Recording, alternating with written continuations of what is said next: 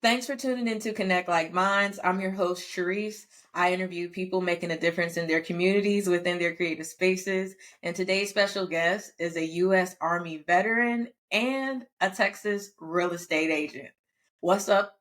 And welcome to the Connect Like Minds podcast, Tiasia Cooper. I told myself I was going to be serious and I still can't be serious. It's okay. It's okay, because why we serious? You're right. You're right. Well, I've been knowing you for a long time, and so I want to start from the beginning. Let's tell everyone where you're from. Well, I am originally from the very, very, very small peninsula called the Eastern Shore that most people don't even know exists. It is a very small peninsula on the side of Virginia, so that's where I'm from, the land of ponies and good fishing. Yeah, good crabs too. Girl, listen, look, that's one thing I miss is a blue crab child. Oh my God. Mm. I haven't had blue crabs in so long, maybe about at least 5 years. And it's like even if they have blue crab where you're at, it's not the same as like our blue crab. Cause it's Yep. like I'm in being here in Texas. Like yeah, I can go to like the little Asian markets and get blue crab, but it's not the same. Like I'm used to going and getting a bushel of crabs versus by the pound. Like Mhm. what is this by the pound stuff? What is this? What is this? So Yeah, yes, it's extremely expensive in other places. Like I'm closer to Wilmington, North Carolina, and yeah, it's just not it. Not for me. it's okay. My daddy frees me some crabs every year, and whenever I come home, we steam them bad boys and we do what we need to do. That's what's up. That is what's up. I'm about to come when the next time you go home. I need to go home so I can get some. Girl, we be right in Virginia Beach, girl. Come on. Hey, will do. Now, as you know, I know you from high school, and I feel like we know each other. I knew you, and when I was in You middle school, knew at me least. before you was in high school. You knew me when Yeah, I was in high that's school. true. You was You're in right. middle school. You're right. You're right. I was definitely a lot younger. I think you was like a senior when I was in 8th grade or something like No, I'm about to say it's probably like 10th, I believe, or 11th, 10th, 11th, because I left yeah, my around senior that. year. And Hmm. you were always smiling and nice and very nice to everyone, which I recall. Where did you get your good Oh, yeah. character from? Girl. I guess my mom and my parents. Like, I mean, my dad is just like a full of life, extroverted, in your face. For one, they're both from New York and they came to Yeah, Virginia to have me. So they're both like loud, proud, extroverted, and that's always just been my household. So it's like yeah. my dad is crazy, my mom is crazy, and we all just jumble up together. But I mean, it's easier to just be nice than it is to be nasty. It actually takes effort for me to be mean to people, and I don't got that time to be. Child, I'm trying to keep my face from not having no frown lines. Okay, it's easier for me to Facts. smile than it is for me to frown. So that's how I look at That's things. right. But I feel like I got like this little line that keeps coming up right here all the time, my man. forehead line and then my cheek lines, girl, they ain't never going nowhere. They ain't never going nowhere. Now, as far as I know, if you have a younger sibling, do you have any other siblings that I might not know about? So I have an older brother from my dad, and then I have my Mhm. younger brother with my mom. So I'm in the middle, middle Okay. girl. But I mean, it's not like middle child life because it was me and my little brother in the same household. It was like Yeah. older sibling life. But yeah, I do have an older brother. He's about 8 years older than me. He old child. He Wow. old. But yeah, he always Are lived y'all with still my close? dad. Me and my older brother, no. Any of your siblings, your younger brother, are you close to Now, him? me and my little brother, oh, we locked in. Okay, he was No. actually just out here for Christmas and New Year. So Oh, whenever he's down here in Texas from college, I take him outside. A little oh. outside action. But I mean, it's different just because we have a big age gap. Me and my little brother are Right. 12 years apart. So my mom had him when I was 12, and by the time he was going to school, I was already out the house. So we're as close as we can be, I guess, because he lives in North Dakota, going to college out there. Nice. So he comes home for the holidays, and when he does, he be at my house and chilling and stuff. But him and my daughter, they're closer in age, I guess you can look Mhm. at it. And they're thick as thieves. That's like her Oh, sibling versus my sibling. So that's what's up. That's what's up. Now, your mom owned the daycare. Do you feel like that helped you a little bit as far as entrepreneurship? Yeah, because like my mom, before she opened her daycare, my mom actually dabbled in real estate a little bit before. She did What? real estate, but she was an educator, so she worked in actually Matomkin Elementary School. Did not She know. worked there, but then when she got pregnant with my little brother, she decided she Mhm. wanted to stay home, so that's when she opened the daycare. But she's always been heavy entrepreneurial spirit. And my dad, he's a chef, which he did mostly like 1099 contracting for business versus working hourly. So both of my parents, they've always worked their own lane, did their own thing. And even to this day, she has her own residential cleaning business that she owns and has been operating for almost 10 years, it seems like. So yeah, we've always been a type. Well, first of all, like I'm very friendly and all that good stuff, but I like things my way. So Mhm. when I was in the military and all that good stuff, it was like, yeah, cool. I'll take direction from y'all, but I'm not doing this forever. Like I need to be my own beaten path, okay? Because I'm a lot to deal with, and I already knew that I was gonna have to open my own business to be successful because, child, they'll get Yeah, me the out of there so military is quick. crazy. Look, I didn't even, I don't know, like looking back on it, I wouldn't have expected you to join the military, like not any branch, to be honest, just because I feel like you are headstrong. So that was Hmm definitely a surprise, and which we It, will it talk about served me more. well, though. It served me well. I Yeah, yeah. learned. I learned. Okay. But I think that was one of the main reasons for me joining the military, though. It's also is like I knew I wasn't disciplined enough to go straight to college. Mm-hmm. It was like it's more important for me to go somewhere. For one, I want to get out my mama house. Two, I can get paid. And three, I'm Fact, 17. I didn't have many options. So it's like military or college at 17 or work where you're not going right. to get that good of work because you're not 18 yet. So I was like, let me go get some discipline and some act right.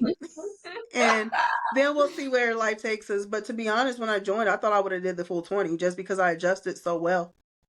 Wow, that's hmm crazy. hmm Wow. All right. Well, before we I get like into that, structure, even though I'm a little outside the box.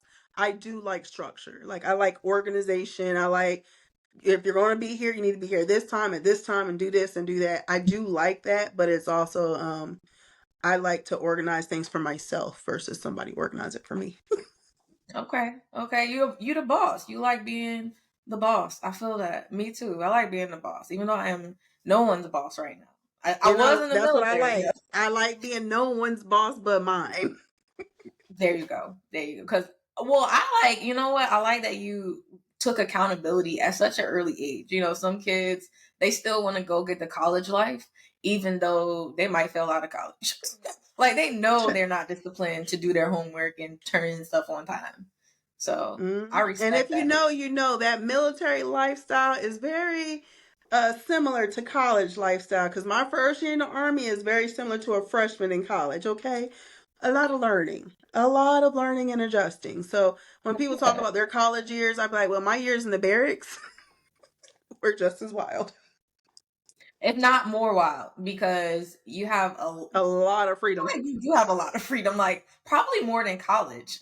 And then once they find out that you're in the military, so what? You're 17, 18 years old. Yeah, you can go to this bar. If you can serve our Mhm. country, you can drink. So it's like, Definitely was offered alcohol early before 21 for real.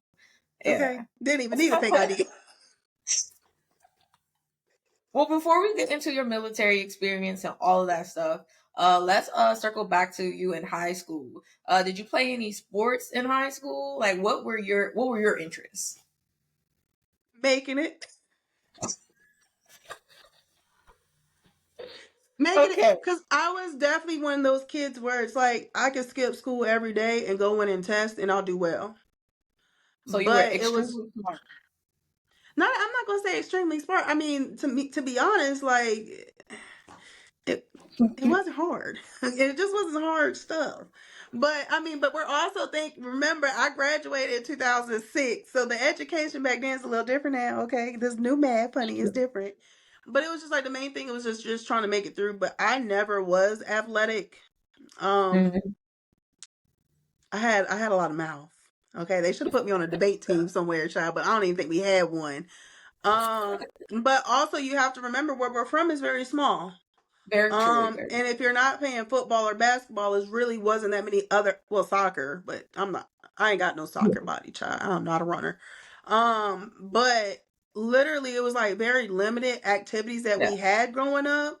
Just because, to be honest, let's be serious. The Eastern Shore is a retirement area. It is not for people with young kids growing up and all. Yes, we did fine. We grew up well, but it's like as far as extracurriculars, like we didn't have swim team. We didn't have like piano classes. Yeah, we had the band with Miss Jefferson because honey, she was everybody band teacher.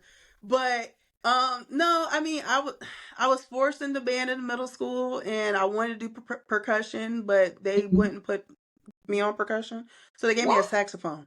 They gave me a tenor saxophone. Yeah, they had me carrying a tenor saxophone. And I was a walker, okay? I was a walker in middle school. So I had to walk from home with that big old tenor Mhm. saxophone. I didn't want to play that thing. I was mad as I don't know what. I So by the feel time I you. got to high school, they put me in band freshman year, and I was like, y'all might as well just give up because I'm not playing this instrument. I hate it. Like I hated it. So I'm not gonna say I rebelled against the system when it came to like extracurriculars, but Mhm. I was an outside kid, okay? I was a girl riding around back roads, having a good time. We outside hanging out. Like, yeah, I'm gonna go to school and do what I need to do to pass and to get up out of there. But anything extra, count me out. Okay. So I could have saw you at like in Ocean City. Oh, for sure. And the thing Yeah. is, that's What is really the old crazy. Is club? like, It's like H2O, girl, H2O. With phone parties, okay? right? Peabody's, okay? I could take you Never back. got a chance to go to H2O, but I hear Girl, so you ain't many missed folks nothing. love it. We was teenagers just acting up because we had a place to do it. But I mean, I did do stat keeping for the JV boys varsity team for a little while, but that was just they just did that to keep me out of trouble. That's all. They was like, put her here, okay. Oh, But okay, other than okay. that, nah. All right, so you made it out of high school, and then you just like walked up to the recruiter and told him like, "Yo, this is what I want to do." Like, can you tell us that experience of like going to enlist? Girl, let's just say by December, after I graduated, I had decided, like, yeah, I'm gonna just go ahead and enlist in the Army. My birthday was January 14th. Mm-hmm. So January 14th, 2007, my mom contacted her Army recruiter friend. I didn't even have to Mm-hmm. go to a MEP station. I mean, not to a recruiter office or anything. He came to my house, Mm-hmm. and signed me up. And February 7th, I was in basic training. Wow, you was not playing no games. When I Did you go graduated, I open was like, contract? oh, when I graduated, I was like, oh, I gotta stay here in the house, and oh no, let me go. I was like, oh no, I'm not, no, no, no, no, because I mean, where we lived is very limited workforce, and it's very Right, limited everything. Like no shade, no tea, but it's like Tyson's or Purdue. right, right. No, no. So, yeah, the moment that I turned 17 and I was able to go Mhm. ahead and just get enlisted, I did it. Didn't sign no fancy contract or anything like that, no sign on bonuses. When can I start? All right, so you went open contract, so you didn't know your MOS or anything. No, I knew my MOS. I went 92 Yankees, supply Oh, logistics. okay. Oh yeah, one thing I told my recruiter, I was like, what is a good job that's going to transition outside, but it's not going to require me to do too much work. And I also don't want to do anything where I'm going to get blown up. So yeah, so to be honest, I'm one of the few people that can thank her recruiter because he set me up for success because he got me a job that I did exactly that. Like, it transitioned well in the civilian sector. When I was in the Army, supply was not hard. It's the closest thing to customer service you're going to get in the military, and I am a customer service girly, so Mm. it actually worked out well. Shout out to my recruiter, Mr. Townsend. That's what's up. I will also say my recruiter definitely looked out for me because I just told him I didn't want like don't BS me. Like, look, I want to join the Marines. I don't want to join any other branch. What's up? And so everything was pretty smooth. It was a pretty smooth process for me All too. right. Girl, the Air Force is like, we can get you in July. I was like, I'm not gonna make it to July, child. I'm going with the Army. Bye. Mm. So you did think about another branch at one point. Yeah, I mean, because everybody knows they're like, oh, the Air Force is the best branch. When to be honest, Yeah, the Coast Guard is the best branch. That's the but I real secret. hear that's That's what the I real hear. tea. Coast Guard is where it's at, but we ain't even got to divulge in that. But yeah, it was more about I don't when I graduated, I didn't want to stay on the Eastern Shore and get caught up into like Eastern Shore drama, life, Yeah, and just get complacent. That's the worst thing that you can do. Like you graduated, you did what you need to do to get out, now go. right. So, and proud to say I ain't never have to go back. Amen to that. Same here. How long were you in the army for? 5 years. I just did my little five and out. Did you have a 5-year contract or did you extend after No, 4? not like I said. I signed up for 4, and I was planning Mm-hmm. to do the full 20. Mm-hmm. But when I re-enlisted, I was overseas. I was deployed, and when Oh, I got back, they had because I was married, my orders went to Fort Hood automatically and things like that. And I had just got back from overseas, got to Fort Hood, and they was on orders to deploy to Afghanistan within 10 months of me arriving. I'm like, bro, I just barely got back a year ago. I'm not going back. And it was hard because we were doing military, so he was already deployed when I got here. So our mm-hmm. daughter had to go to my godmom the whole time. And Oh, so it's like, now y'all want me to deploy within 10 months and he's still going to be gone because we were doing 15-month deployments at that time. So it's like he's golly. still going to be gone, and that's another time period where my daughter has nobody, like neither of her parents here. So I was Right. like, you know what? I'm just go ahead and drop that family care plan, and I'm gonna get out just because it's like, yeah, I wanted to do the full 20, but when it's like I have a 2-year old, Right, right. and already for 15 months of her 2-year span, I was already gone. Like, come on now. So Yeah. I feel that, man. I see a lot of people who they like celebrate the military. What is it? The month where they're like celebrating the military kids. And I got so much respect for the kids who have to deal like with their parents going overseas. It's so different schools and yeah. transferring, and it's a lot. It's a lot, and it takes a toll. But um, he knew that he wanted to do the 20 years at that time. So I was like, all right, you do the full 20. I'll get out, go to college, do what I need to do. Looking back in retrospect, it was the best decision for me. But I also be like, dang, like, because he got out a year after I did child. He didn't even do the full 20. So I was like, dang, I could have stayed in and do the full 20. But now when I look at my life now, it's like, nah, you did the right path that you were supposed to do because it got you to where you are now. But I loved it Purpose. though. Yeah, yeah. It's about purpose though, you know what I'm saying? Look where you're at Mm-hmm. now. And we're gonna get Oh, into yeah. that too, you know? Oh, I'm yeah. so proud of you and everything that you've done. Oh, But thank before we you. leave this army subject, I need to know, where did you deploy to? Oh, I just went to Iraq. I went Okay. to Iraq. I had a fun deployment, to be honest. We were OIF, OEF, so we were right at the Mhm. tail end in the beginning Mhm. of one transition to the other. But we were out there closing down bases in Iraq, Okay. and that Yeah. was 2009, 2010. So, no, oh 08 to, oh wait to, no, oh 09, oh 09, 2010. I was right, oh 09, Okay. 2010. I had to think, child. I'm getting old now. I mean, it's been a But, minute. I feel like over mm-hmm. no, over it's well over 10 years. It's like 12 or 13 years ago. Maybe 14. Girl, I don't know, but I'm that's a minute. I'm I'm closer now to my retirement. Like my retirement would have literally been in 2 years. Oh my god.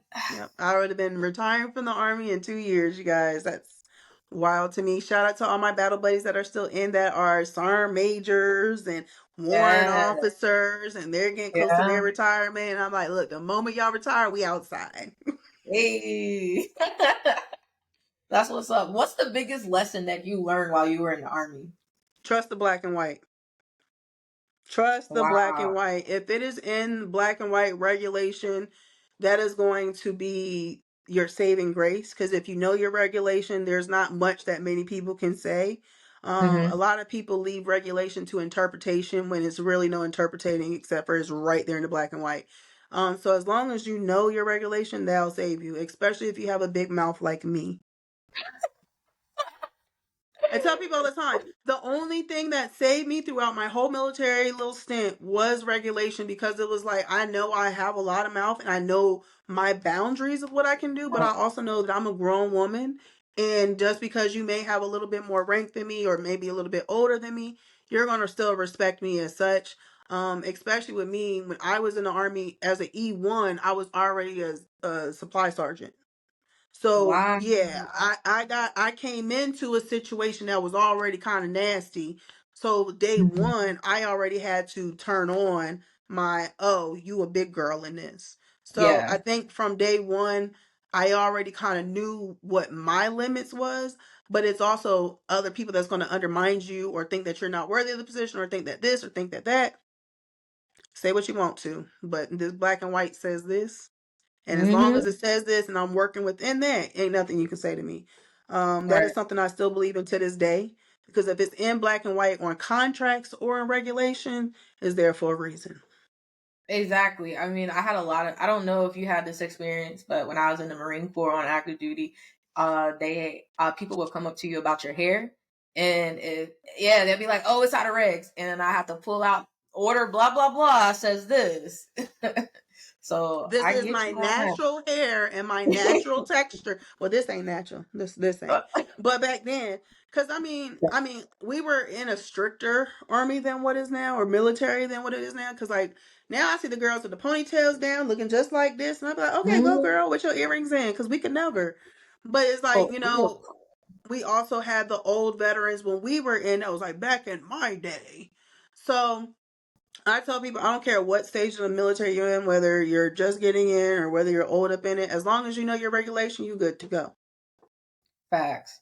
Now, did you have a plan before getting out? Seems like you did have a plan because you said you were getting out and you already kind of knew what you wanted to do. Can you talk about that? Yeah, my plan when I got out, which is I think the biggest thing for most military veterans is the transition. They don't talk about that transition enough. It out processing of the military already is tedious. Okay, it's tedious. There's a lot of Mhm. misinformation, and it's a lot of information they don't give you. A lot of times, even while you're in the military, you don't even know what all of these amazing not incentives but perks we Benefits? get in military benefits, but if they don't explain them benefits, you really don't know what you have. So when I got out the military, my main thing is I want to leave Texas and I want to go back home to Virginia. And I was going to go back home to Virginia Beach to stay with my dad, go to college, shout out Norfolk State University, whoop whoop. Hey. um but you can have a plan in your head and think that everything should go smoothly. But when life starts life in outside of the military, and now you're like, whoa, I'm not getting that first and the 15th check anymore. Like, whoa, it's different trying to find housing and living situation. You have to adjust. And my first year out the military was in 2012. Mm-hmm. And I went back to Virginia Beach, and I tell people all the time, I only lasted 2 years in Virginia Beach before I came right back down here to Texas to clean. Just because my mind state where I was at in 2012, after being in the military, after deploying, after seeing the world a little bit more, my perspective was a lot different of my home life when I went back home to Virginia. I wasn't in the same mental place that a lot of my friends growing up was, and I was like, this ain't working for me. The work situation was different. The cost of living in Virginia Beach was ridiculous at the time. Still Um, is. I mean, yeah, it still is, but I don't even look up there no more because I ain't never going back. But child, I ain't lying. But I mean, the main thing was it was like how everything that I had planned that was foolproof flipped upside down when I went up there. So I had to reroute things. I started working and going to school and recruiting. I did a lot of different things while I was up there, but the main thing is I realized that the support system I have and the community I built while I was here in the military was more of the community and the speed and the pace that I wanted to be on for my Mm-hmm. child and for myself. So, I mean, I got out the military in 2012 and I was back in Texas in 2014. I actually arrived in Killeen on July 4th, 2020. I mean 2014. Because child, I wasn't playing. I'm going. Like I love y'all, family, love y'all. But it's different when you realize that the community you built with the military sometimes can be more supportive than the family community you have at home. So it's Fact. like, they might still put you in that box of, oh, you're the baby, you're a child, da da da da, where it's like, no, I'm a grown woman with grown woman bills and a child to take care of now. This don't work for me, so I'm going where it works. Right. So Main the reason why I plan was able was to live in North Carolina. the plan was to survive, figure it out. I just knew I didn't know exactly what I wanted to do, but my degree was in hospitality management. I knew something customer service-esque. But the goal was, I'm gonna go get my degree and we're gonna figure it out from there. But we figured it out. I was Just gonna not say, there. clearly you did. Just it wasn't there though. I was, ooh. The puzzle pieces weren't puzzling in Virginia. Everything fell in line in Texas though. So I was It goes back to panicking in purpose. Virginia. It goes back to Yeah, purpose, though. You know, your yeah, for purpose sure. is where you are now. It was Exactly. there back in 2014 too. Okay, say that. This next segment is called Digging Deeper. So, what got you interested in becoming a realtor?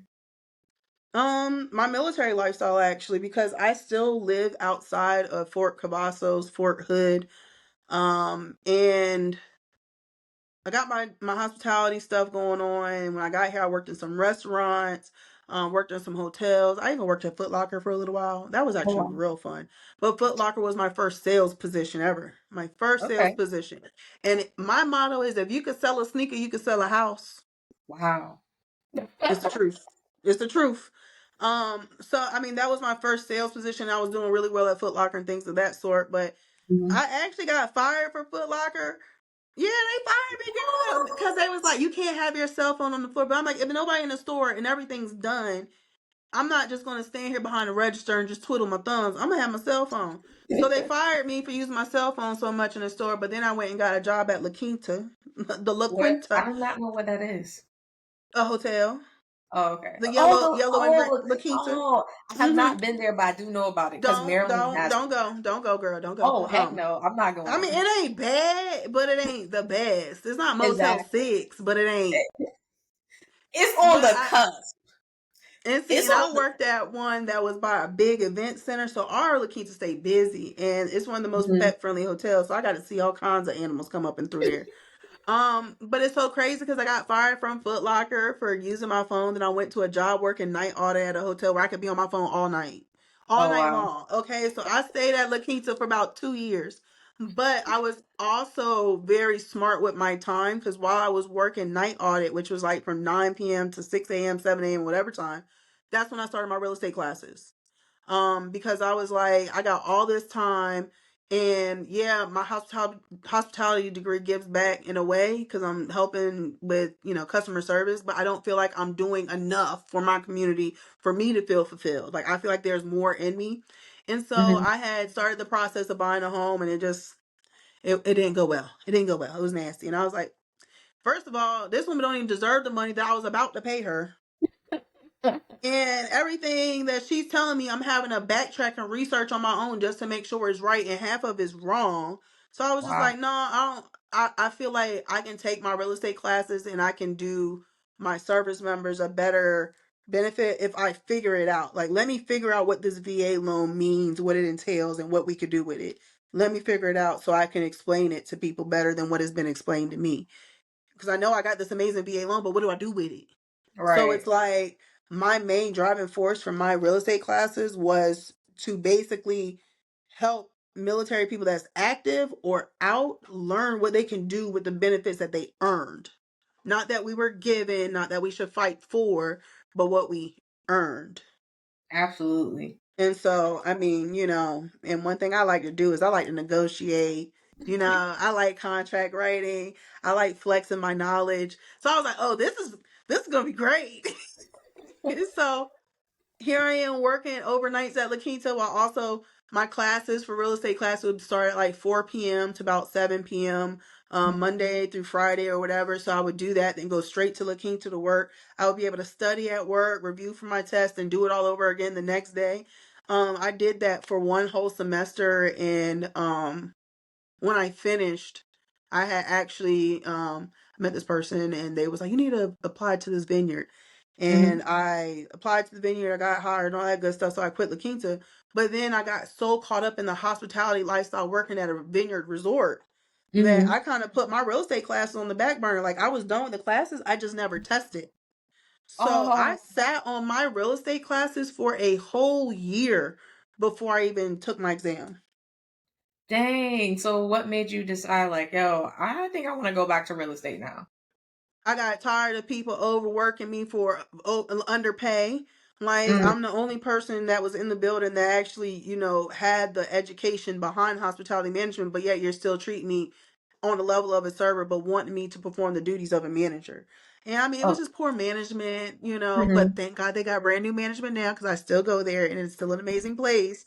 But it was just bad communication. And once again, I know what limits I can work in, and I mhm, know if I put my mind something, I'm usually going to excel. And I put my mind into this place, mhm. and they were still trying to like overwork me. Like I worked 12 days straight, Oh 12 my. days straight, no days off. And then when I had asked to go on my birthday trip, they denied it. And Oh that God. was a big issue for me because I was supposed to go to Thailand, and they denied my trip right before my birthday. And it was just a lot. And so basically, I was like, you know what? Screw this. Yeah, I feel that. I quit. And I walked out of there not knowing where my next paycheck will come to. And the next Monday, I started working for a real estate company, property management for their front desk. I was like, if anything, I just need to get a job where I can hear real estate conversation happening around me. Mhm. And once the property management broker found out that I was this close to being licensed, he made me go take my test, and I passed the test first time, and he threw me on the floor since. Awesome. And I sold a house 35 days after I quit that job. So Wow. yeah, That's screw pretty them. awesome.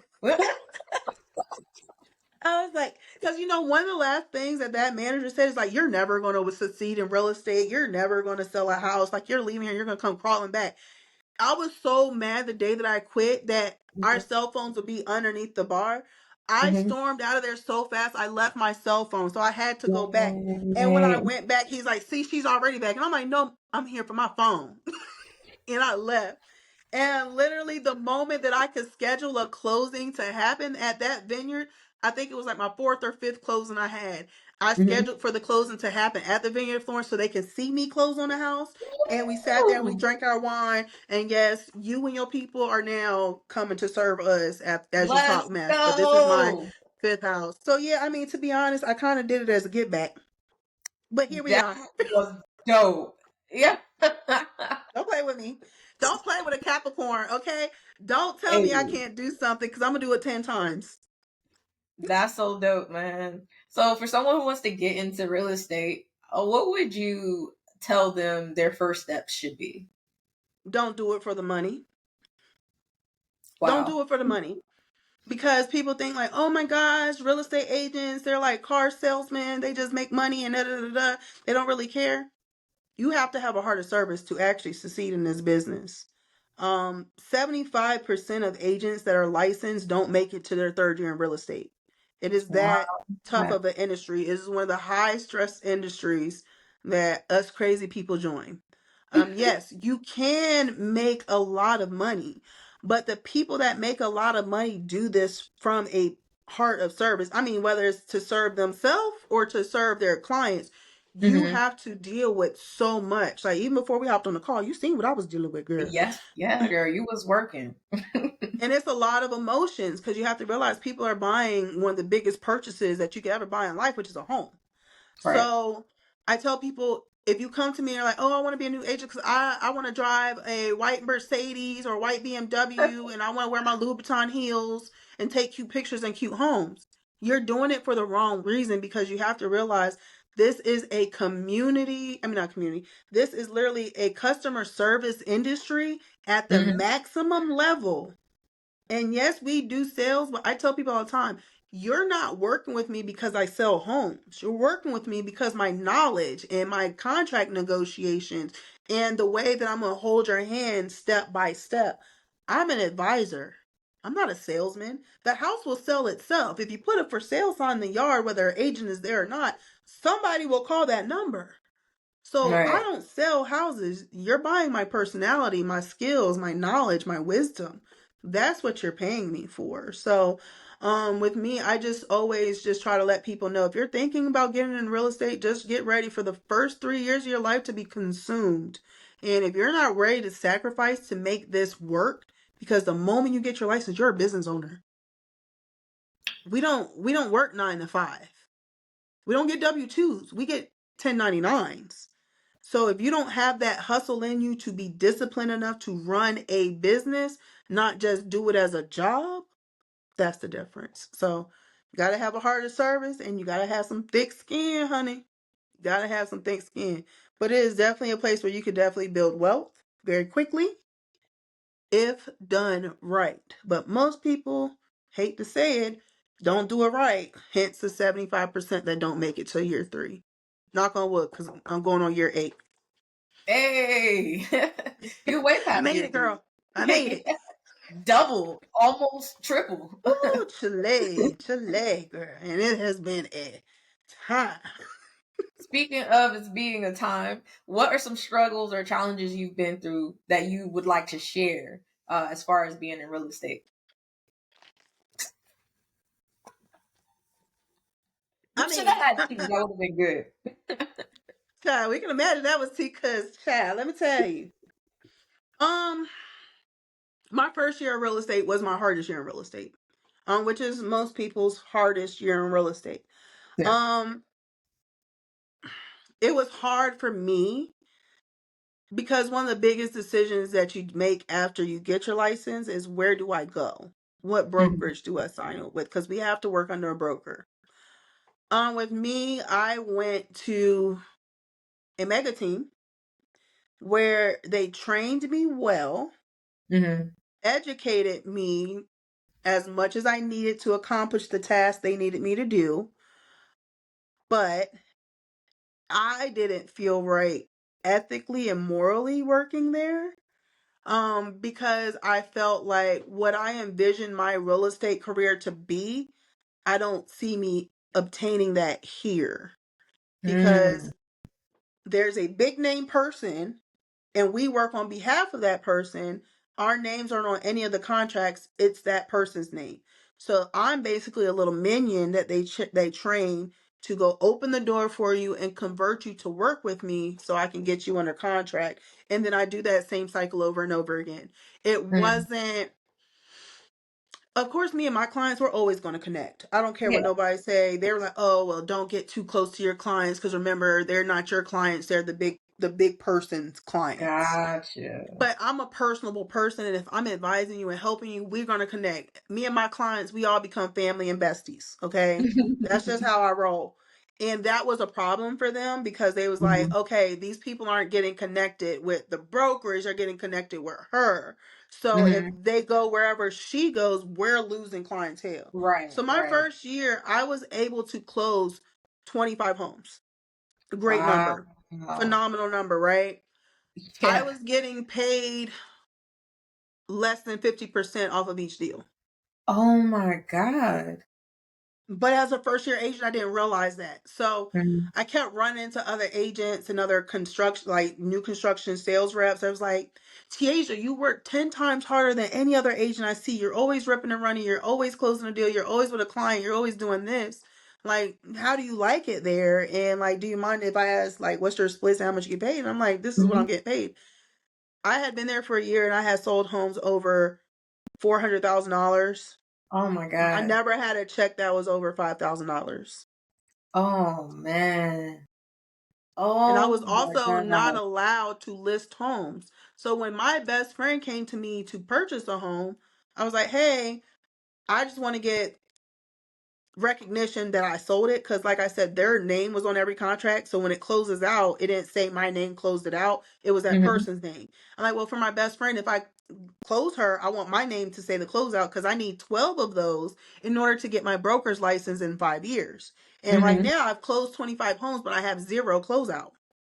Oh. So when I asked for that, that's when their antennas went up. They was like, oh, she's asking for things like she's preparing for something else in her future. She doesn't want to just stay in the box that we put her in. Right. Then it came a chance when my mom wanted to sell her home.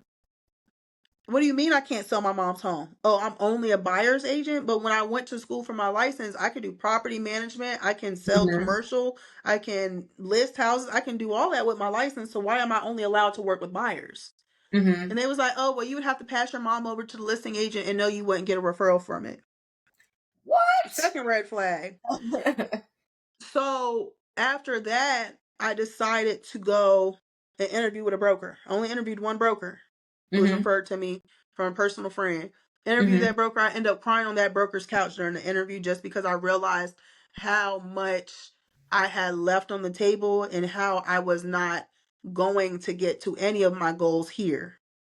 Right. And they found out that I interviewed with that broker and they fired me the next day. Oh my God, Tiaja man. got fired from her first brokerage. Okay. I got fired. But literally the day they fired me, that night, that broker I interviewed with, took my license up that night. So I didn't even have a lapse in my license at all. I didn't go a week or anything. I went literally like Awesome. maybe 3 hours. And I'm so thankful for Topher Rogers to this day. Hmm. So thankful. Um, and he took a chance on me because I told him I'm rough around the edges. I'm loud. I'm proud. If I want to say that I want all my clients to be black, black, bliggity, black, black, black, because I'm black and my lens is black, and I want to be able to say that because I had been silenced that whole year and a half that I was there. I wasn't allowed to post. I wasn't allowed to brag about my clients. I wasn't allowed to do anything. The things you see me doing now, I was not allowed to do. I had to be a silent agent because they Wow. didn't want us to expand and learn how we were getting treated. And so I got fired that day, that night. Tober picked up my license, and I think I cried for like 10 hours straight because I had Mm. no idea where my next check was coming. Even though I had 9 houses under contract with that brokerage, they passed my contracts out to other agents in that office because remember, my name is not on that contract at all. So they didn't owe Right. me any money. So I already knew I was going to get paid from them 9 houses I put under contract. So I had Mm. no idea where my next check was coming from. But my God don't play about me. And I want you to remember that because the next morning when I woke up, I had a message from my very first client. And I call her my first client because she was my first client that I used in my own work on my own effort. And she was my first closing after I got fired, literally 28 days later. So I didn't even have to go a month without a check. That's 28 so. days later, we closed her. Her house was $150,000. Okay. $150,000. Do you know that the check that I got from that freaking closing was bigger than any check I had ever received? And I was closing $400,000 homes. Oh my gosh. And when that check came and I seen the difference in what I can do, game over.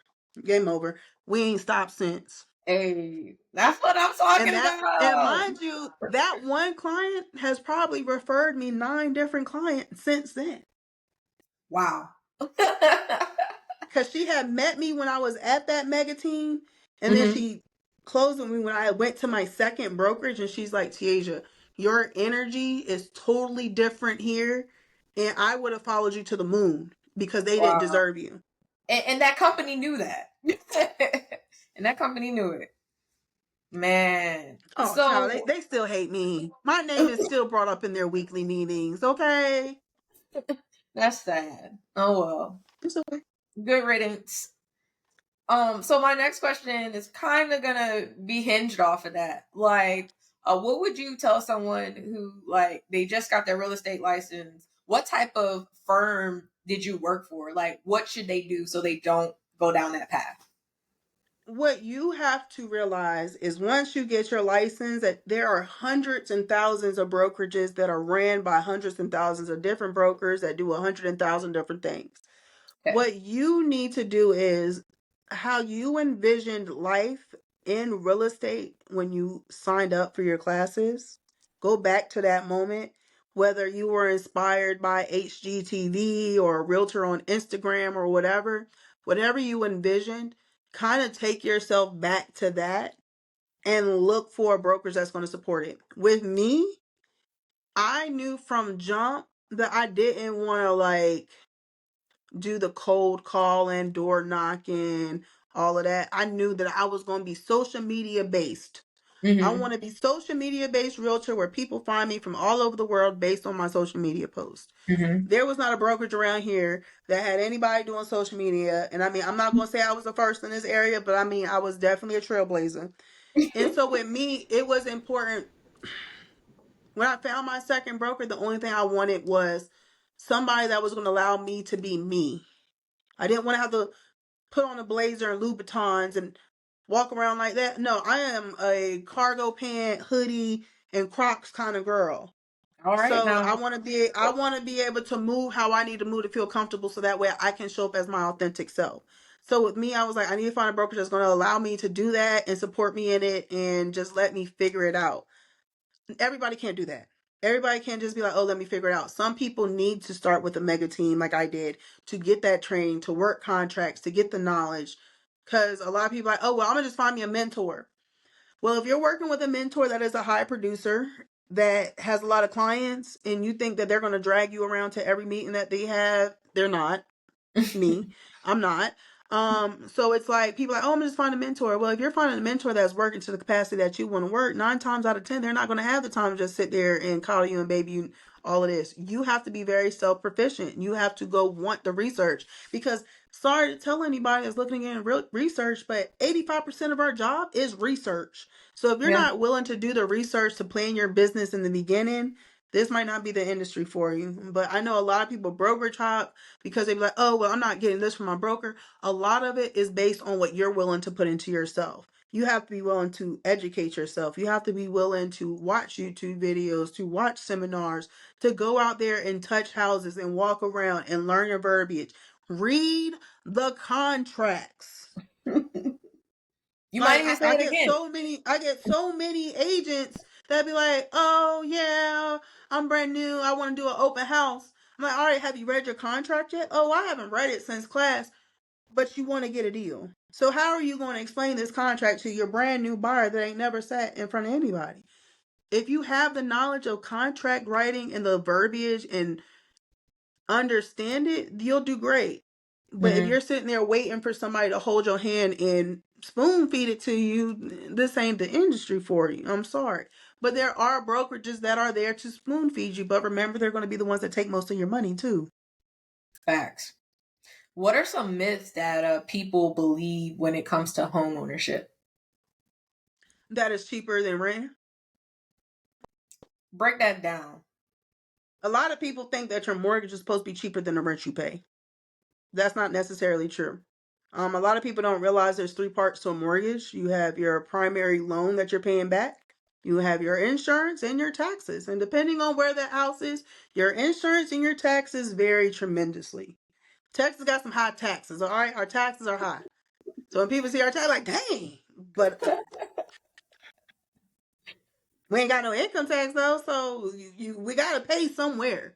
Yeah. Um, and then in certain parts of Texas, you gotta have flood insurance. So people that gotta have flood insurance, your insurance premium is up here. Whereas here in Central Texas, where we're a little hilly and we don't have all that, we a little bit lower.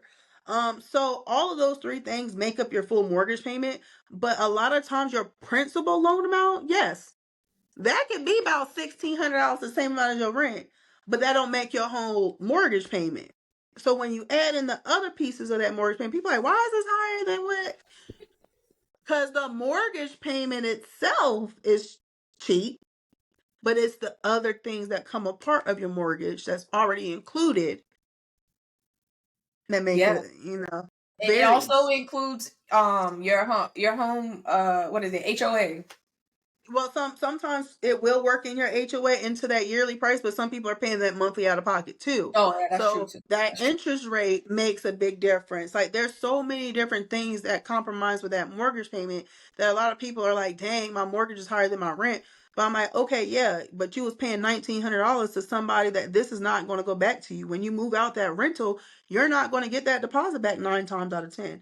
With this home that you purchased, yes, it may cost a little bit more every month, but when you move out, sell it or rent it, it's going to make you money if we do it right, of course. But Right. that's the biggest misconception, or that you need a 700 credit score. That's a lie. Um, What's the the VA lowest loan, the VA before loan does you not have a credit limit. That's the funny thing. They don't. what? The VA loan does not have a credit limit, Because but I who was has about to ask, like, what's the lowest credit that you work with? a credit limit is the mortgage lenders. They have to do a risk assessment. So their risk assessment saying the lowest I can go is 580.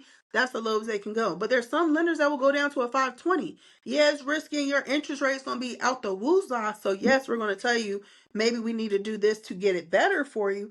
But it's possible. And Wow. people have to realize that the mortgage lender can only do so much if you're withholding information from them. You need to be as honest and as truthful and as comfortable with your mortgage lender as you are with your best friend, because Sometimes you telling them why there was a lapse in employment for these couple of months can be the difference of you getting approved or not approved. Sometimes you letting them know, like, hey, I do have a side business of barbering, cutting hair. I don't consider it as income yet, but I do make this extra money and I'm putting it in this account. Mm-hmm. We need to know that, because it's like, a lot of us have different streams of income, but if Mm-hmm. we're not letting people know what's going on, we can't help you. So I tell people all the time, be as upfront and honest with your realtor and your lender. So that means you need to be interviewing the people you choose to work with, because if you're just calling USA out the phone and going with the first person that pick up, are you going to feel comfortable to divulge all the information? No. Right.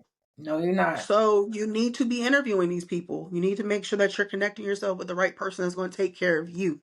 So there's no credit limit, to be honest, on these loans, but it's the parameters each lender works in. But generally, anything above 580, you're good to go. But yes, I have closed deals with people that have credit under 580 for sure. Wow. Okay. Yeah, Do you yeah. recommend people go view homes even though they aren't ready to purchase yet? Window shopping and wasting time? What's the point? All right. What's the point of going and looking at this $400,000 house, right? That you absolutely fall in love with. You're like, oh my God, this is my dream home. I want it so bad. Then you get inspired from that beautiful $400,000 house to holler at a lender. And when the lender tells you, like, yeah, you qualify for that $400,000 house, but your mortgage payment is going to be $3,000, you're going to get mad. Because you shouldn't have been looking at that $400,000 house to begin with. That's a fact. But when you holler at me first, or a lender first, and you tell the lender, this is where I feel comfortable monthly, I don't want to go over $2,000 a month. Now they're going to say, okay, yes, you do qualify for the 400, but to keep you comfortable, we're going to keep you under 250. That is a lot more reasonable, and setting your expectations where it's reasonable versus you trying to fit that $400,000 house in a $250,000 price range, because then nothing is going to meet your expectations because you fell in love with that $400,000 house. Get your numbers first, because the numbers is what matter. The house is gorgeous. You can work your way up to that $400,000 house. If we start at this 250, give 3 years in this thing, then we can look at that $400,000 house, because we got some equity money to play with. But a lot of people like to jump. They like to Yeah. jump too fast and they get themselves worked up. Now you house rich, but you ain't got no furniture ready because you can't afford it. So literally, don't set yourself up for failure like that. Holler at a realtor first. And people are like, oh, get pre-approved first. No, holler at a realtor first. Explain what you're looking to do, what you're needing, how many bedrooms, what your lifestyle is like. Are you outdoor people? Are you indoor people? Do you mind an HOA? Do you not mind an HOA? Like, stuff like that. Then we'll know exactly, like, all right, this is an active duty service member with a VA loan. Their cash is a little tight, so we're probably going to end up looking at new construction, but let me get them set up with this lender, because Hmm. they'll know how to handle this situation a little bit better versus us just run to Bank of America and just getting with whoever, Tom, Rick, or Harry. So, to be honest, holla at a realtor first. We are free for the most part to most buyers. Like, we're free. Like, we're not supposed to say free because we do charge a commission, but a lot of times Hmm. our buyers aren't paying our commission.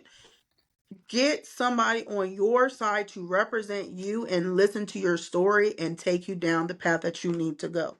Because whenever I set an interview, I'm like, we're mapping out your game plan. On that first call, this is a consultation, but we're getting the game plan together. I need to know when your lease is up so I can know what I can negotiate in, whether we're building or whether we need to do something ASAP. We're putting the plan together. And after we get off the call, I'm going to have you multiple lenders for me to choose from that I've worked with, that know how I work, because a lot of lenders only work 9 to 5. My Yeah. lenders work 24/7, like me. Wow. So when I get a phone call at 8 o'clock at night that you want to write this offer, I'm gonna call my lender Mhm. who's up at 8 o'clock at night, like, hey girl, what's the numbers for this? Like, I'm setting you up from success so you can have a smooth transaction from the beginning. But if you come to me with a lender, I don't want to say it, but if you come to me with a lender whose name starts with veterans, and I'm telling you, like, everyone that I've seen come through them, when we go under contract, things fall through. Let me get Mm. you set up for success with my lender, who I'm pretty sure is a local favorite. You could sit in her office and talk to her, get the same feels and vibes you get with me. They're like, oh no, we're gonna go with this lender. And then we get under contract and it fall through and we end up going with my lender that I referred in the beginning. So I tell people, come to me first. Don't come to me with a lender. I would much rather listen to your scenario and put you with the right lender, but you can still go with who you want to go with. But I would refer or recommend these instead. And wouldn't that affect your credit score again? Because you still got to go through filling out paperwork and getting approved through the other lender if you've already been approved from the lender that you decided to go with. When you're going into the mortgage process, right? You know how when you buy your car, you fill out the application, that one application, but Yeah. yet they go to the back and they send that Hmm. one application off to 15 different people and they come back with 15 different quotes. Mortgage lenders the same way. So basically, I tell my clients, look at your credits. You're like a big filing cabinet, right? So Hmm. lender one, you do the application, you let them go into your file cabinet, and you're gonna see that 5 to 8 point decrease instantly. Boom. That's the first thing you see. Like, damn, my credit just went down. It's expected. We know you're not the first person whose credit go down after the credit check. It happens. But when that lender goes into that file cabinet for your credit, they're going to pull out a file that has the FICOs that they're looking at. Because remember, the credit score we see is accumulation of all the FICOs together averaged. Yeah. So if the FICOs go from 1 to 45 and they only need 15, 30, and 40, 42, we don't need all the rest of the FICOs for the average. We're just pulling out these 3 files. So Hmm. when they pull out them 3 files and they close your filing cabinet, they're going to put them files on top of the filing cabinet with a sticky note that says, hey, any other lenders looking to pull this credit, here's all the information from the file right here on this sticky note. Okay. You get the visualization that I'm trying to paint for you? Yeah. So whenever they go to lender number two is going to go to the filing cabinet and start to open it back. Oh, shoot, the file right here with all the information. Let me just jot it down real quick. And they're going to run it through their system. And then you can go to lender number three. Lender number three going to see that same sticky note and say, oh, Yeah. shoot, thank you, got it. You can go to 100 different lenders as long as it's within the first 45 days of that credit pool. And it will not have an effect every time they go into that filing cabinet because it's right there on the sticky note. They Unless don't it's have to 45 dig. days after. If it's 45 days after, most of the approvals expire, so you would need to, and a lot of things can happen in 45 days to people credit. Hmm. So don't let that initial drop scare you. They're already thinking about it. You'd be like, dang, Tiaja, I was at 600 and now I'm at 590. I'm not gonna be able to get my house. Slow your roll, speed racer. That 590 is not what they seen on their end. Yeah. A lot of times the FICO scores that they're pulling are higher than our average. Yeah. Mind blown.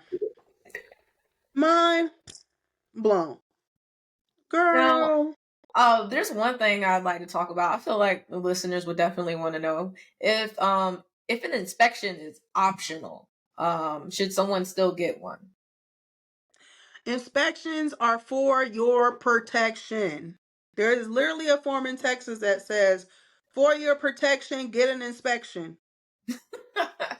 That's a It's a nice legit thing. form. It's a legit form by Texas Realtors, okay?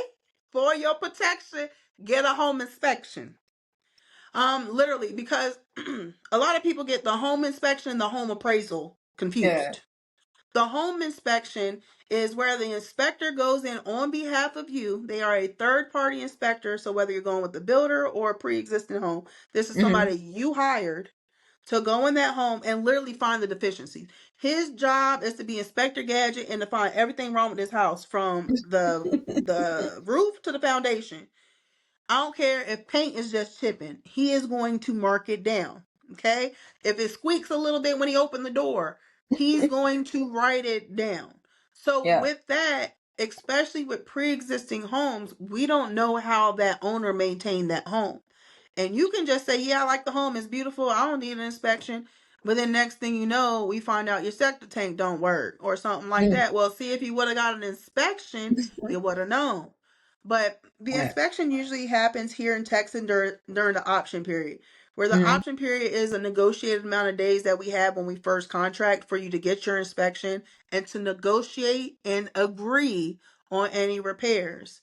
If you guys can't negotiate and agree on the repairs, you then have the option to terminate that contract but get your money back, whatever money you put into it. So with that option period, if we're negotiating the option period, you better be getting an inspection done. And I'm not just talking about have your dad come through. Hire an inspector. Have somebody that is licensed and certified to look at how they know the code. They know Yeah. if this house is built in 1980, we know that the electrical is probably not up to code, but they're going to tell you exactly what needs to be fixed to bring it up to code. So that way we can negotiate those repairs and they can have an electrician come out during the option period or after to get the stuff done. So I'm always going to recommend an inspection every time, whether new construction or pre-existing. Whether you do it or not is totally up to you. But the difference between the inspector and the appraisal is the appraisal is mandatory on FHA, USDA, and VA home loans. Because what that does is the lender sends out the appraiser to make sure that the house is actually worth the value of what you're purchasing it for. So if the appraiser goes out there and say, hey, the house is at value, you're good to go. No worries. If the appraiser goes out there and say, yes, the house is actually overvalued, you just Mm-hmm. got equity into a home. So that means your agent did a really good job in negotiating the sales price that you're getting equity. That just happened to me the other day. So toot toot for me. For example, we contracted for 128. The house came back appraised at 132. Yeah, it's not a lot of equity, but the house is worth more than what she's paying for it. So that's all we Right. care about. Then there's also the chance that it's Tidewater where the house sales price is higher than the value. So Mm-hmm. say if that house is listed at 128 but the value comes back at 120, now we got to do some negotiating with that seller to come down to that 120, meet in the middle, or pay the difference. So an inspector is for your protection. The appraisal is for your protection, but it's really to ensure that you're paying what the house is worth. The inspection is making sure that you're not running into a house where the ceiling going to collapse on you tomorrow. No, I'd be wrong if we don't talk about VA loans because both of us are veterans, and That's so my I'm favorite thing to sure. talk about, girl. So talk to our listeners about the VA loan and how some people are saying, "Hey, you don't have to put down money, but you actually do have to put down some money." Can you talk about that? Well, VA loan is a zero down loan. And That part, that yes. means your down payment is zero down. You ain't got to pay no down payment. But with every loan comes closing cost. Those costs have nothing to do with the down payment. Down payment is totally separate. So we're already coming to the table not having to spend at least $5,000 to even look at the house. Okay. Right. All we need to have is a little bit of extra cushion money in case you have to come to the table with closing costs.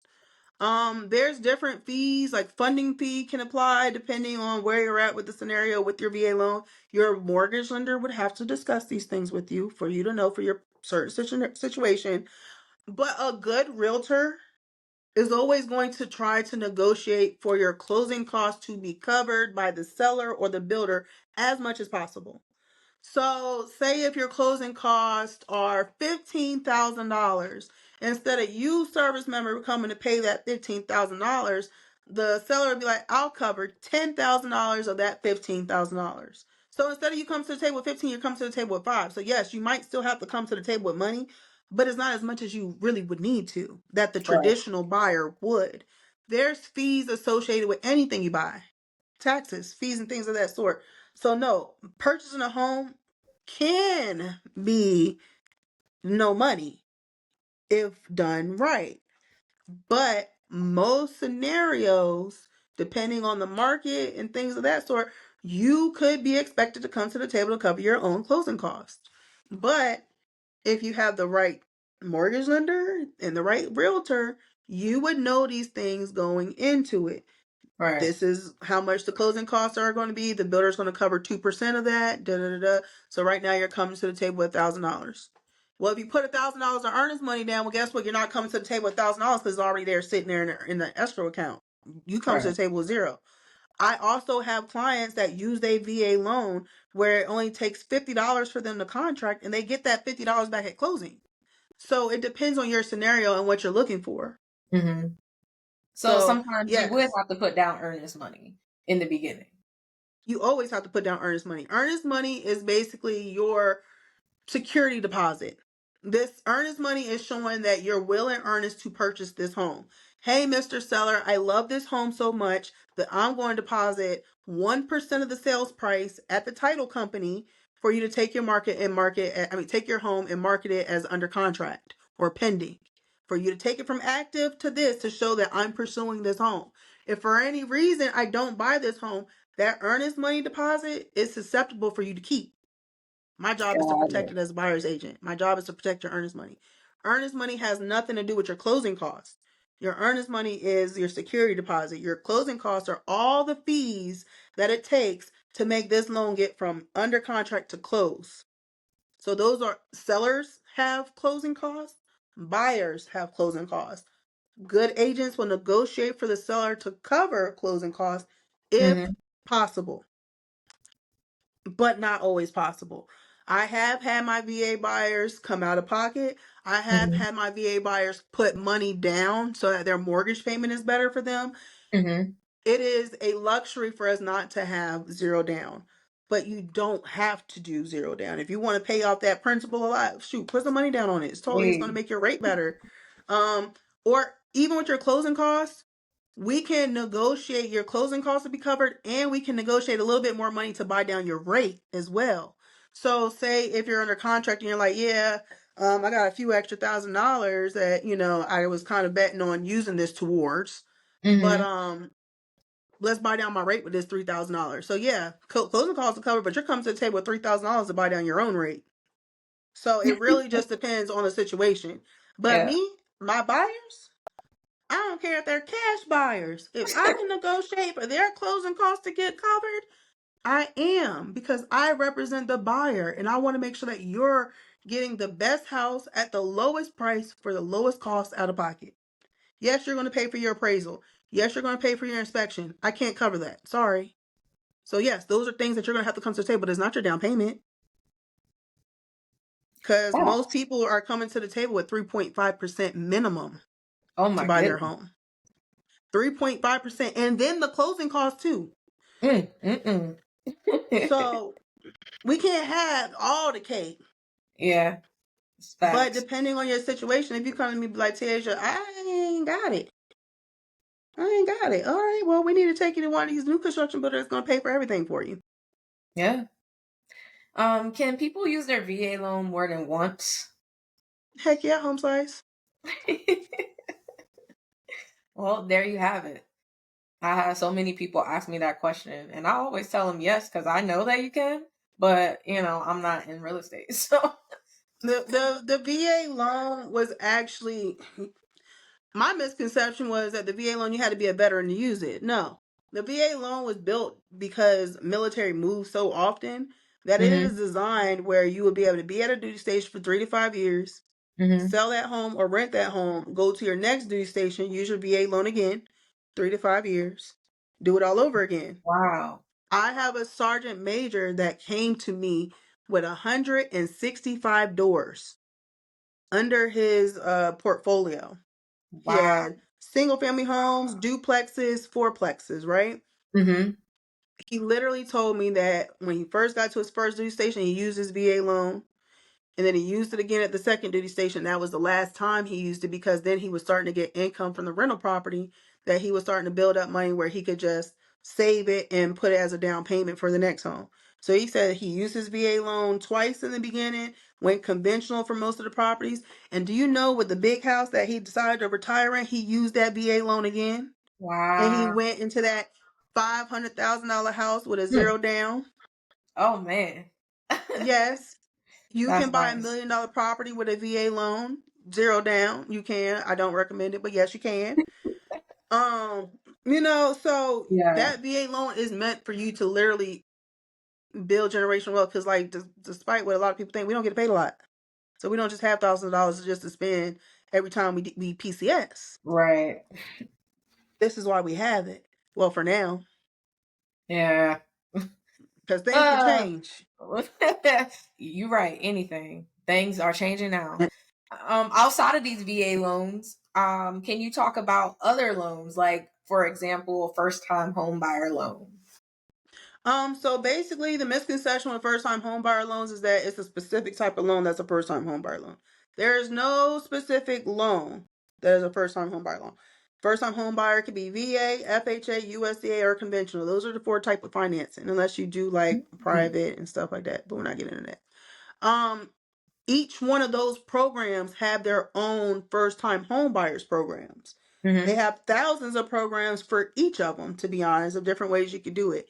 Um, Whatever lender you go with, they should be discussing the different programs and products that they have that you can use as a first time home buyer, whether it's grants, whether it's just a 3.5% or 3%, or there's even 100% financing loans, like zero down Wow. loans for civilians. Like a USDA loan is one of them, but you can also have a zero down conventional. So the different loan products you'll find out based off of what works for your specific scenario. Okay. Thanks for So sharing that's those. that. Yeah, yeah. And I mean, to be honest, I tell people all the time, like, look, ask a realtor because it's a lot better than asking Google. But ask a Right. realtor that actually closes deals, not one that just acts like they close deals. Do you foresee interest rates going down or up or staying the same throughout this year? Interest rate fluctuates every year. They all Mm. fluctuate. People's like, oh, I'm gonna wait till the election when interest rates go down. Well, election happened, interest rates went up. So, I tend to tell my buyers, if it's your time to buy, don't let interest rates stop you, because the interest rates determine the market. Mhm. Okay. So now we're at like a 6.87% interest rate, right? Mhm. That means that's less buyers on the market. When there's less buyers on the market, that means these sellers' homes are sitting up there longer. Yeah. That means these sellers are getting desperate. They giving away the house and the kit and caboodle. But right now, when the interest rates are higher and there's less buyers, I can negotiate them to cover your closing costs. I can negotiate for them to pay for your home warranty. I can negotiate for them to give us extra money to buy down that rate. So Yeah. yes, if that rate is at a 7%, when we talk to the lender, they're going off of today's rate. So that price point that we start looking at, it's off of today's rate. So if the rate goes down, then we know that we could play a little bit more with the price point, because the rate went down, price can go up. The rate Yeah. goes up, the price comes down. So depending on where we're at when we're contracting, we won't know the rate anyway until I negotiate it down for you. But if you're already comfortable at 250 at a 7%, if I get you into this house that's 245 and we're currently at a 6%, 6.5%, but then I'll also negotiate $3,000 to buy you down to a 5.9%. Oh, you're going to be kissing me at the closing table thanking me because your mortgage payment is dumb cheap now. So don't let interest rates stop you. There is no such thing as a bad market. It's only bad agents. That's it. Because no matter what, if the interest rate went up to 14%, somebody still needs to buy a home and somebody still needs to sell a home. Whether you're the one buying it or not, somebody will. So don't let interest rates stop you, because the moment them interest rates go back down to 4% and 3%, buyers are going to come out the woodworks. And guess what? We're back into the same situation with COVID, where we're multiple offers. Buyers are Mhm. coming out and paying for their closing costs. They're paying for their home warranty, and they're paying for their buyer's agent commission, because the seller ain't paying anything now because they're having their way. Right. So don't let interest rates stop you. Get with a real agent that knows how to negotiate on your behalf and can explain the scenarios that can play out. Because literally, I just had a 18-year-old close on her first house. She Wow. didn't let interest rates Congratulations. stop her, and her mortgage payment is obtainable where she could pay it with her BAH. Stop it. Stop letting all this misinformation stop you from getting what's yours. Find a realtor that's educated, that's passionate, that want to see you win, and that's going to fight to the death to make your dream of home ownership come true. But like I said, you got to listen to us. And when we recommend you to go with this lender for a reason, 9 times out of 10, we know what the lender's going to do and they know how you work. My lenders know how I write my contracts. If my lender says that the minimum for their closing cost is $7,000, they know I'm asking for 10 because they know I'm always going to negotiate that rate down. Okay, let's talk about selling real quick. What are some Ooh, fun. things people should know about before selling their house? Smells matter. Oh my God, I need to get a shirt that says "Smells Matter." Smells matter, child. But to be honest, especially if it's your first time selling it, Mm-hmm. if it's your first time selling a home, you have to realize that there's a reason why you fell in love with that home. And what we need to do is sell up that point to the buyers that's looking at your home. But we Mm-hmm. also can't be in our feelings and emotional and think that our home is valued way more than what it is. Homes that sit on the market usually sit on the market because they weren't priced well to begin with. And a lot of agents out here will price a home based off what the seller feels the house is worth. Mm, I am going to price the home off of what the market dictates because right. I'm looking out for the same comps that the appraiser is looking at, that they're going to come back and say, nope, this ain't the value. So when I'm giving my market expert opinion, take heed of that. I'm not an agent that budges just because my seller wants this. Yeah. We're going to look at the net together, but we're going to be realistic. And I'm looking at the longevity of your home on the market. My goal is to price the home well so it sells fast, not to overprice it and we can bring it down if we need to, because then people start to think your house is tainted. Yeah. We ain't got time for that. But the main thing is,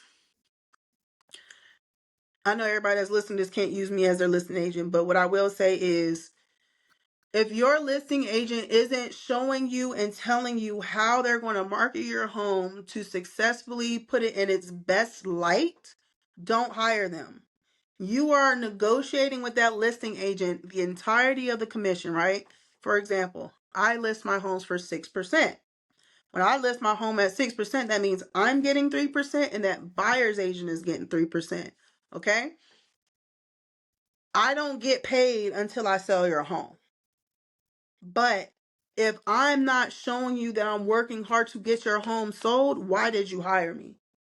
For example, if your agent is interviewing and saying, oh, yeah, well, I could just come take pictures today with my cell phone, why are you paying them 6% to list your house with cell phone pictures with a finger in it?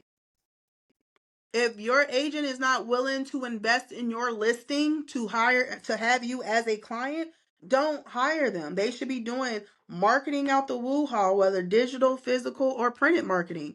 They Mm-hmm. should be doing open houses. They should make sure they have a professional photographer come through. Um, they should offer you staging services if your house need to be staged, and they should tell you, like, no, you need to declutter. If they come into your house and you know you got stuff everywhere and they're saying, oh, the house looks perfect as it is, get rid of them. You know you need to clean your house too. Declutter. We Yeah. want to see all the countertop space. I don't want to see a whole bunch of your stuff. If you're saying that, hey, you want to put it on the market because you plan on being at the house in 30 days, then it needs to look like you're ready to move out in 30 days. So Right. that means that garage needs to be loaded up with boxes. Declutter. I'm not I have a standard of what I expect my houses I list to look like. And if Mm-hmm. it's not looking like that, then I'm sorry. We're going to have to push the date out until you can get the home to the standard. And if that don't work for you, then I'm not the agent. Because I'm sorry. My listings are my portfolio as well. Yeah. Because I'm doing the customized websites. I'm doing the digital marketing. I'm doing the professional photography and videography. Because this is how I'm showing my other potential sellers. This is what I do for my clients. So if these agents aren't doing the same for you, don't hire them.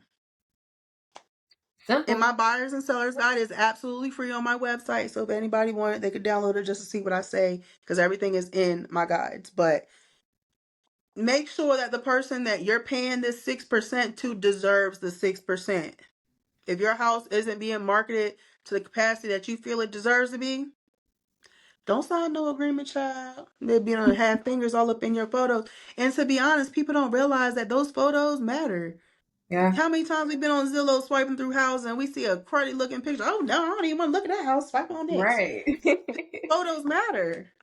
Right. So One more question before we move on to the next segment. How long should someone live in their home before they sell it? 3 to 5 years minimum. 3 to 5 years minimum. Just because, I mean, unless we're in a booming market. If you caught the run, like say if you bought your house in 2019 and then 2021, them prices went up, yeah, sell that thing real quick because you made a lot of money. Yeah. But now that we're in a more traditional market, because remember, before COVID, 7%, 8%, 5% was normal.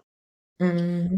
So now that we're back in kind of our normal market, what we're seeing is that people that bought 2 years ago that need to leave because they're PCS and they're not having enough equity in their home to sell it. Yeah. Because, yeah, we had one big jump in 2021. But if you bought out the 2021 where it's been kind of slow with the equity and they're trying to normalize the market again, you're not seeing that big $30,000 bump. Because it costs money to sell your house. Sorry. Facts.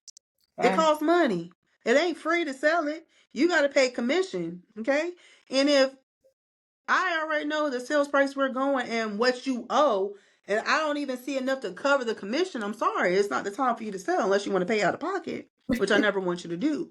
Right. So then we're looking at renting options. Like, yes, you might have to be a property management, but even doing it for 1 year can make a big difference because with new construction, if they're still building in the neighborhood around you and we hit that 3 year mark, you may now have enough equity based off of what they're selling today Mm-hmm. to cover everything. I'm running into this situation with one of my clients currently. That's why I'm going into detail, but 3 to 5 years minimum.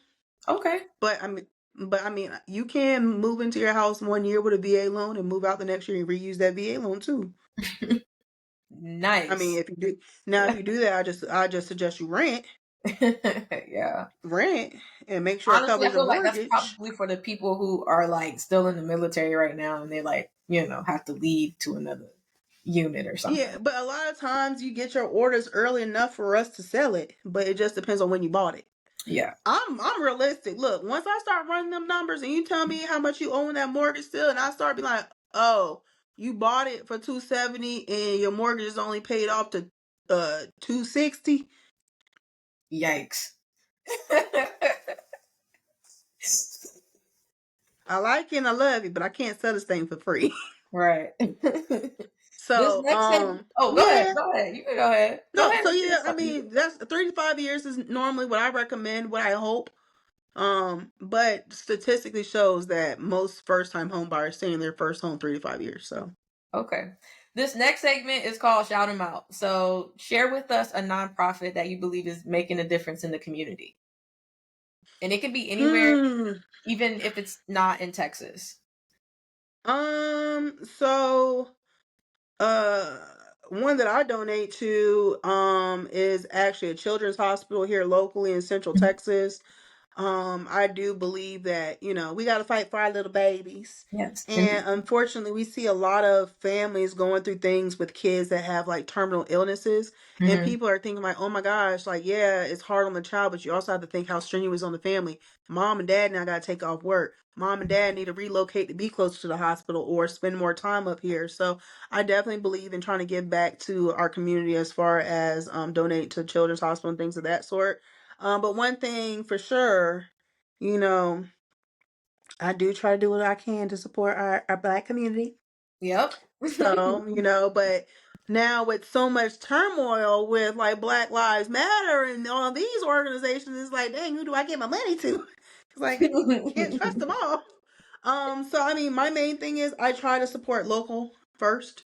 I do want to start giving back more to the single moms in the area, especially our military single moms, like Yeah. our veteran single moms and stuff like that. So this year, me and a lot of ladies at my brokerage, we did decide that we're going to do a lot of our marketing targeting single moms because for one, women are the number one buyers, the first time home buyers in I the didn't United know States.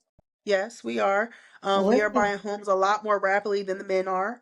Mm-hmm. So my thing is, a lot of us will count ourselves out because we don't think our credit is good enough. We don't think this. Right now, I want to my goal is at least 20 single moms. I want to help with home ownership this year. Um, yeah, You'll yeah, do yeah, it. great. You'll Oh, do yeah, it.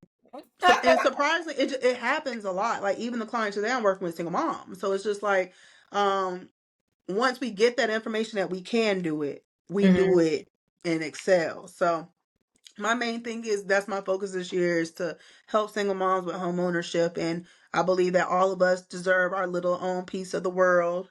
And we Hmm. need something for them babies. And the fastest way to build wealth is with a home, which is nothing but a big old piggy bank. Facts. What is the name of the nonprofit that you were talking about, and where can It's people go check it literally out? the hospital. Oh, it's called the hospital. Oh, No, no, wait, the wait. name of No, the it hospital. is It's a like hospital, it's but the what is the name of hospital. it? I think it's like the name. I think it's like McLean's Children. Okay, It's in that's Temple, fine. Texas, y'all. It's the only children's hospital in Central Texas. Okay, okay. That is specific enough for people to go check it out in case they want to donate Yeah, some. yeah, yeah. But I mean, the main thing is all the local children hospitals, they all have some kind of nonprofit that they connect with that usually supports it. So if the babies are a big thing for you, definitely check into local children's hospitals because they all need help. They all need Facts. help. This next segment is my favorite segment. It's called Rants with Sharice. You get to basically complain about whatever you want, talk about your pet peeves or something that really gets under your skin. It can be people choosing to not use deodorant, people not using signal lights, whatever you want. And Because then you know that will make me mad not using that signal. after you share what it is that you don't like, please give us a solution to fix this issue so we can make the world a better Okay. place. Well, we're gonna make this real estate related. Okay. Okay. A lot of people are afraid to purchase sight unseen.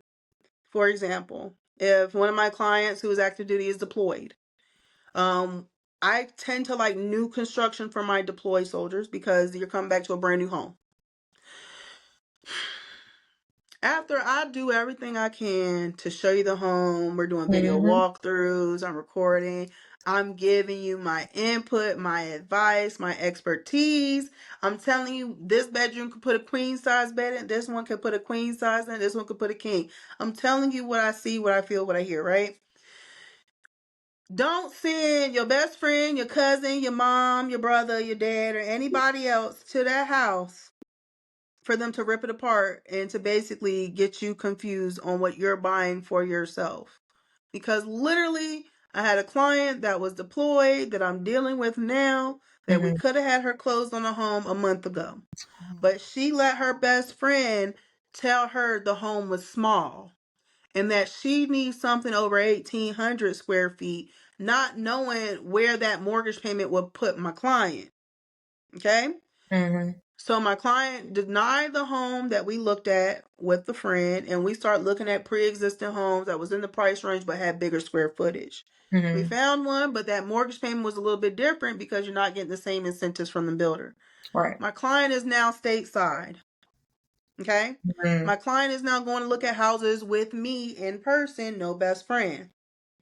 I took my client to the same floor plan, and my client is now contracted on that same floor plan because the house actually worked in size for her. But yet, her friend now also caused her to have to spend $20,000 more to get this same house and this same floor plan that she could have been closed on now. But you let other people taint your dream and stop you from getting what's yours. Mm-hmm. Sometimes you have to trust the people you hire, trust your gut, and pay attention to the mortgage payment because that's all that really matters. You over here talking about this and that. You ain't living in no linen closet. Who cares if it ain't got no linen closet? You don't live in that. Like I hate people like, oh my gosh, I need yard space and da da da da. And we'll get them yard, but it ain't as big as they want it. But the house is perfect, the location is perfect, the price is perfect, the mortgage is perfect. Are you buying the house to live outside? Mm. Because if we done checked off 85% of your list, and the only thing is your yard is a little bit shorter than what you want because you worry about them kids having some place to run, they are 2 and 4. They will have plenty of space to run. They gonna run in the house anyway. They ain't even gonna They be gonna out. make do with what they got. They act like Exactly.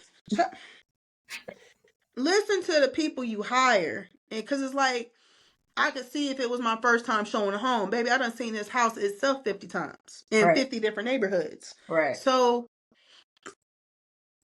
yeah, best friend bought houses before, one or two. But you're dealing with a realtor that sells 50 houses a year. We're not dealing with a realtor that sells 6 houses a year. Right. I sell 50, and you're not my first out of state client. Listen to your realtor. not bestie. And don't let your dad come to the inspection and tear the house down, especially if there's cameras in the house. Tell Dad to shush his mouth because them sellers are listening and you are literally giving up my negotiation strategy because you're tearing down this house and they're listening. Now they don't want to accept our offer because you were talking about the deer heads on the wall that aren't going to be there when I buy this house. Right. So Right. stop letting other people's opinions stop you from getting what's yours. A lot of times you are just stepping on your own feet. Facts. Thank you for sharing that. That was a good rant. I loved it. Thank you. And before Hey, because you I'm going go, through it right now. How come every time we do a rant, it's always something I just went through today? that's a fact. Oh man. Hey, Well, in the it's moment. experience, Yes. Yeah. Well, Mm-hmm. before you Mm-hmm. go, can you share your social media with our listeners and any website that you like where they can find you at? Oh, I'm gonna make it real easy for you. So, lucky for y'all, my mom was very creative one day out of her life, and that was the day she made my name. All right. So, if you literally type Tiasia, Teasia, last name Cooper, Cooper, in Google, all my social media is going to pop up. My website is going to pop up. My Facebook, Instagram, and LinkedIn and TikTok going to pop up. But the good thing is, if you go on any social media platform and type in Tiasia Renee, Renee, which is my middle name, I'm going to pop up. My website is tiasiarenee.com. My Instagram is Tiasia Renee. Facebook, Tiasia Renee. Tiasia Renee Cooper. My name is everything. So, just look, Google me, baby. Yeah. I'm pretty sure that song came out. When did that song came out? That song definitely came out when we That were was like, what Tiana Taylor's song. yeah, That was Sweet 16 that time song came frame, out like girl. 2006 or 4. 4. It was during MySpace days. That's what I'm saying. It was definitely my super sweet 16. Yep, yep. Oh, we showing Well, our age. They gonna I judge know, no, us. we gotta stop that. Well, thank you so What's up? much for coming on my platform. I appreciate it. You're welcome back anytime you want. We gotta do an Girl, updated. don't tell me that. I'll come on here every week just so we can talk mess. I have a new rant every time. Okay, I promise you. Yeah, I can rant on some stuff. If you want a Tiasia rant segment, holla at me. I got I you. might need to do that. Now we go to today's segment of Tiasia's Daily Rants. I will have a list, okay? A laundry list of things for me to rant about. I could go 365 days with a rant if you wanted I me to. believe it. I believe it. Well, again, thank you. And thank you for listening to Connect Like Minds.